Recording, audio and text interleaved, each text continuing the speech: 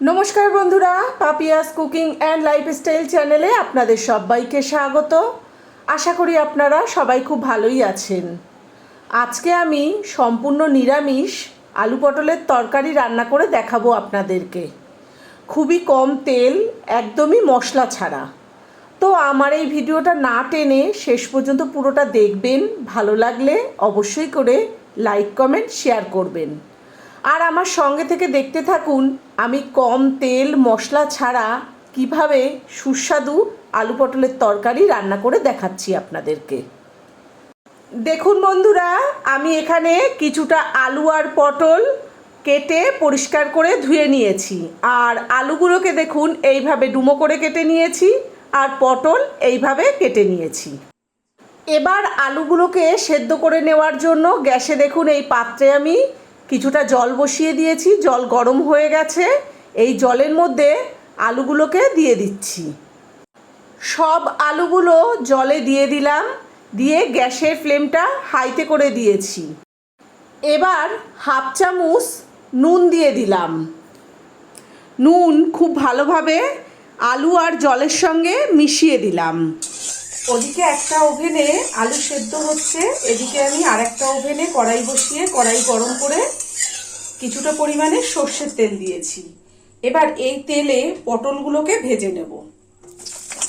সব পটল তেলে দিয়ে দিলাম। অল্প একটু হলুদ দিলাম। গ্যাসের ফ্লেমটা মিডিয়ামে দিয়ে মাঝে মাঝে নেড়ে চেড়ে পটলগুলোকে ভেজে নেব। পটল কিন্তু 3-4 মিনিট ভাজা হয়ে গেছে। আর এখনও যারা আমার চ্যানেলটিকে সাবস্ক্রাইব করেননি তাদের কাছে আমার অনুরোধ রইল আমার চ্যানেলটিকে অবশ্যই করে সাবস্ক্রাইব করবেন এবং পাশে থাকা বেল আইকনটি ক্লিক করে অল করে দেবেন, যাতে আমি যখন যা নিত্য নতুন ভিডিও ছাড়বো তার নোটিফিকেশান সবার প্রথমেই আপনাদের কাছে পৌঁছে যাবে। দেখুন খুন্তি দিয়ে কিন্তু এইভাবে একটু আস্তে আস্তে চেপে চেপে পটলের থেকে আমি কিছুটা জল বের করে দিচ্ছি। ওদিকে পটল ভাজা হতে হতে এদিকে আমার কিন্তু আলু সেদ্ধ হয়ে গেছে। আমি আপনাদেরকে একটা আলু কেটে একটু দেখিয়ে দিই আলু কেমন সেদ্ধ হয়েছে। আলু কিন্তু একদম গলেও যায়নি, আবার খুব শক্তও নেই, কিন্তু ঠিক এই পর্যায়ে সেদ্ধ করে নিতে হবে।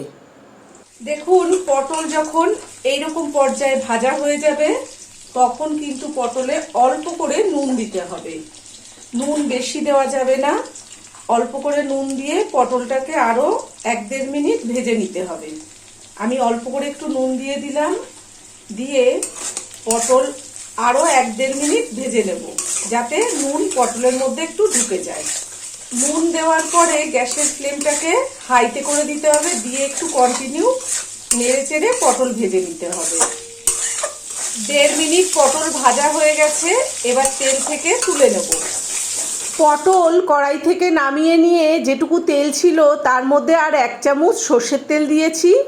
এবার হাফ চামচ জিরে দিয়ে দিলাম। একটা গোটা শুকনো লঙ্কা দিলাম। ফোড়ন ভাজা হয়ে গেছে। এবার আগে থেকে সেদ্ধ করে রাখা আলু দিয়ে দেব।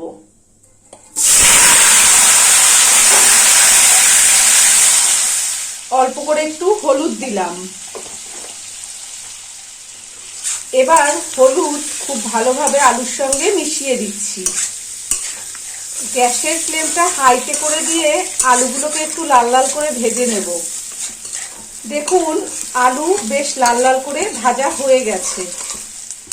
1 চামচ আদা বাটা দিলাম, সামান্য একটু জল দিলাম, পরিমাণ মতন শুকনো লঙ্কার গুঁড়ো দিলাম, অল্প করে একটু হলুদ দিলাম, হাফ চামচ নুন দিলাম। এবার এই সব মশলা আলুর সঙ্গে কষিয়ে নেব। এখানে কিন্তু কোনো জিরের গুঁড়ো ধনের গুঁড়ো ব্যবহার করব না।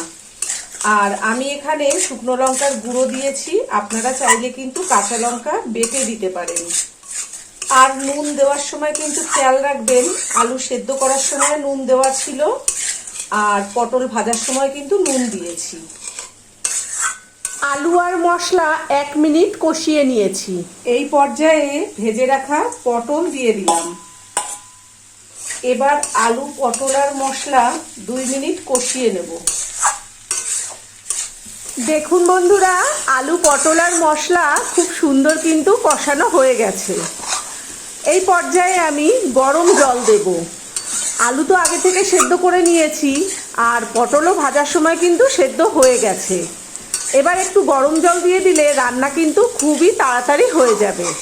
আর যে কোনো রান্নায় একটু গরম জল দিলে রান্নার স্বাদ কিন্তু অনেকটাই বেড়ে যায়। যে পাত্রটায় আলু সেদ্ধ করেছিলাম সেই পাত্রে কিন্তু আমি গরম জল বসিয়ে দিয়েছিলাম আর একটা ওভেনে। দেখুন, গরম জল দেওয়ার সঙ্গে সঙ্গে ঝোল কিন্তু ফুটে উঠেছে। আবারও অল্প করে একটু হলুদ দিলাম, স্বাদ অনুযায়ী একটু চিনি দিলাম। আপনারা যদি চিনিটা না খেতে চান তাহলে ওটা বাদ দিয়ে দেবেন। 4টে কাঁচা লঙ্কা মুখ ফাটিয়ে দিয়ে দিলাম। হলুদ, চিনি, কাঁচা লঙ্কা সবকিছু ঝোলের সঙ্গে খুব ভালোভাবে মিশিয়ে দিলাম। আর আপনারা যখন রান্না করবেন নুন, ঝাল, মিষ্টি আপনাদের নিজেদের স্বাদ মতন দিয়ে রান্না করবেন। গ্যাসের ফ্লেম হাইতে করে দিয়ে 2-3 মিনিট একটু ফোটাবো, ফুটিয়ে ঝোল একটু কমিয়ে নেব। আর আলু আর পটল কিন্তু সবই সেদ্ধ হয়ে গেছে। আলুগুলো দেখুন গলেই যাচ্ছে, এখানে ঢাকা দেওয়ার কোনো প্রয়োজন নেই। দেখুন বন্ধুরা, আমার সম্পূর্ণ নিরামিষ আলু পটলের তরকারি কিন্তু একদম রেডি হয়ে গেছে। আমি এর থেকে আর ঝোল কমাবো না, তার কারণ আমার বাড়িতে সবার একটু ঝোল লাগে। আপনারা যখন রান্না করবেন তখন আপনাদের যেমন ঝোল প্রয়োজন আপনারা সেইভাবেই রান্নাটা করবেন। 2 চামচ ঘি দিয়ে দিচ্ছি। আর আপনারা যদি ঘি না খেতে চান তাহলে ঘি দেওয়ার কোনো দরকার নেই।